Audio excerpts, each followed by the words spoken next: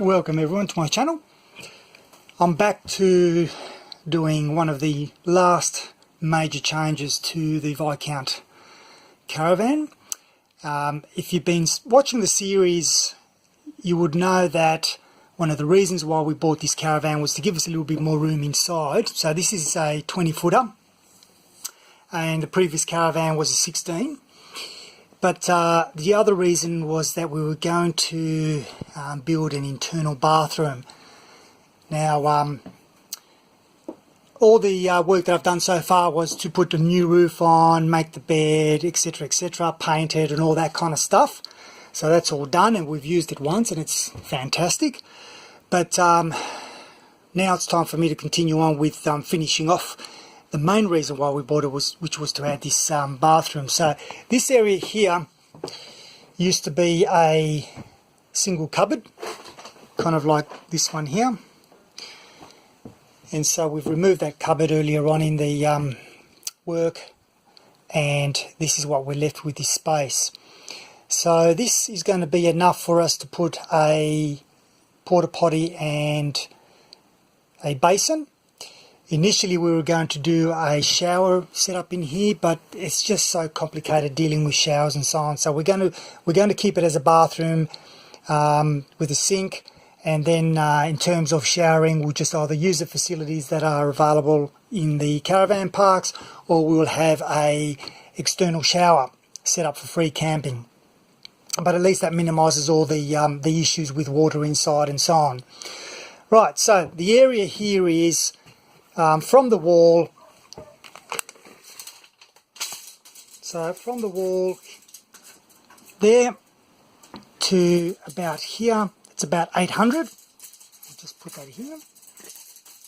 So we're looking at about 800. This is 80 centimetres. There you go. So we just roughly use this as a guide here. Okay. And it'll be 900 across. So that'll give us ample room, which means the porta potty will sit roughly around there. It's not going to be bolted in or anything like that. Probably a little bit even further back. So 900 will come to about here, giving us probably about 10 or 100 mil roughly of space to get our hands in there, and we can put stuff in there and so on, and also allows for us to lift this up.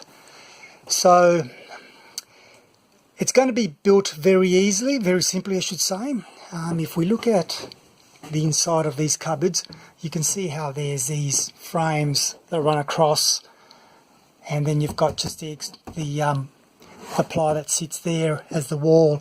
I'm going to be basically doing the same. I'm not going to have, at this point anyway, I'm not going to line the inside, I'm just going to line the outside, so you'll be able to see those frames. And again, it's not going to matter because it's not going to be a wet area.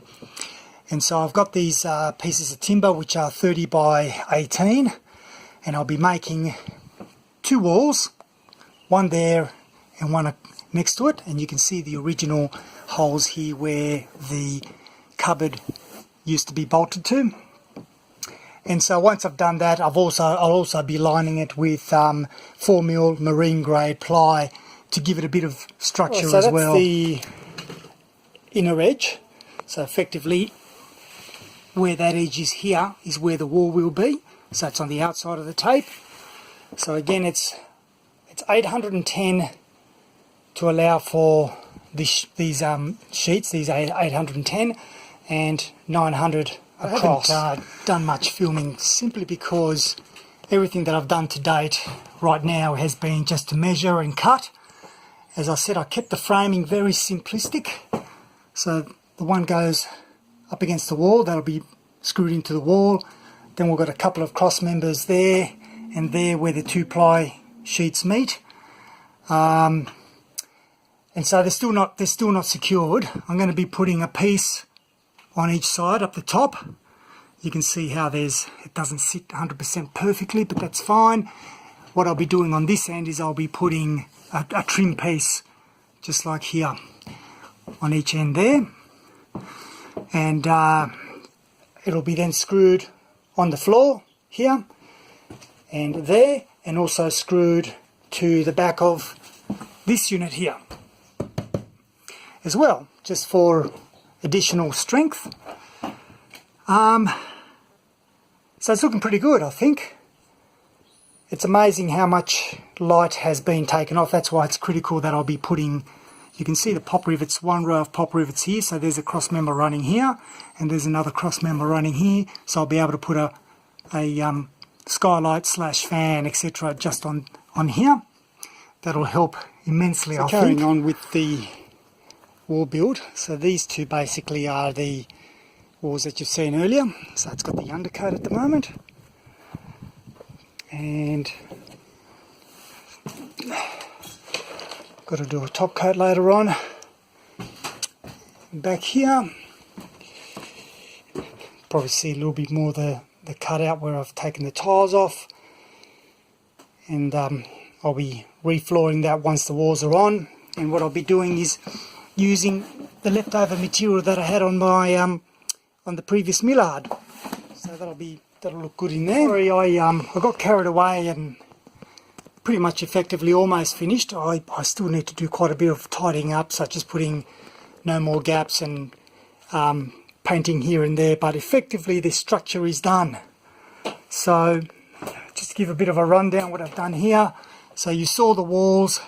I've added an aluminium angle line here to ensure that the door frame is straight, given that it's a curved roof, and finished off the bottom there with a strip as well. And then I added this concertina curd or door, so now that actually is quite good. The only thing I can say is that obviously these things are quite cheap. It only cost, I think it was $50 for the door, but it does a great job, more than enough for what I need. And certainly it's light material, so again not adding too much weight to the Caravan, so it's all pretty well fitting in nicely there. I had to cut it. Now they come at standard door sizes, which is 2 meters, and so I had to cut it shorter because obviously being a Caravan, particularly at this part of the Caravan where it starts to get lower, I had to trim it. Now it's incredibly brittle plastic, okay, so I would not recommend cutting it or trying to cut it with scissors or anything like that. You'll just actually break it. The material here itself, this thing here, also incredibly brittle. I actually have damaged it, you can see here, and all I've done there was when I leant it onto the bed, I actually had a steel ruler underneath it and it just cracked it. So I'll be interested to see how long this lasts. So, again, cheap, and that's what you get, but it may do the job in the long term.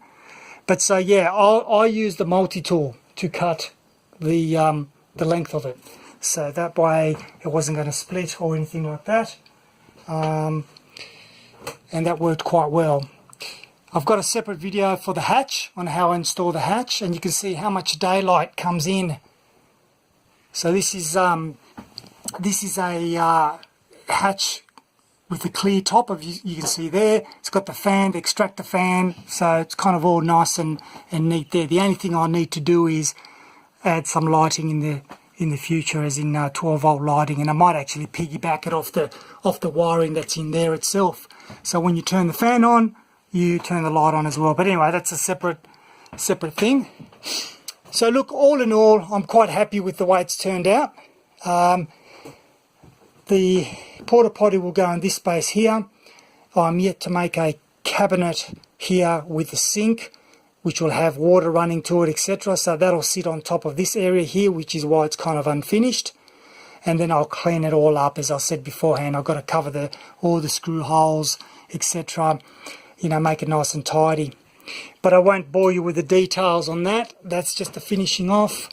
But yeah, really happy. If I stand further back on the Caravan, it actually sits nicely behind the bunks, adds a bit more privacy to the bed area. I might actually put a railing that comes across from here all across to there, that can allow for a curtain for additional privacy. But yeah, see what happens. But very happy with the end result there. So Anyway, that's the way I've done it. It's kind of keeping in similar style as the original van, as mentioned earlier on with the exposed beams. You can see here that's the same thing internally. Again, trial and error. As we use it, we may find that I need to tidy it up here or there or whatever, and I'll do so as we go. But at least we've got something to start with. So super wrap with that. Alright, well, I'll leave it at that, and if you've got any comments, questions or anything like that, by all means shoot them through. I'm not saying that this is the best way to do things, but it certainly fitted in with my level of skills, tools available and time constraints. So all in all, quite happy with that. So as always, thanks for watching.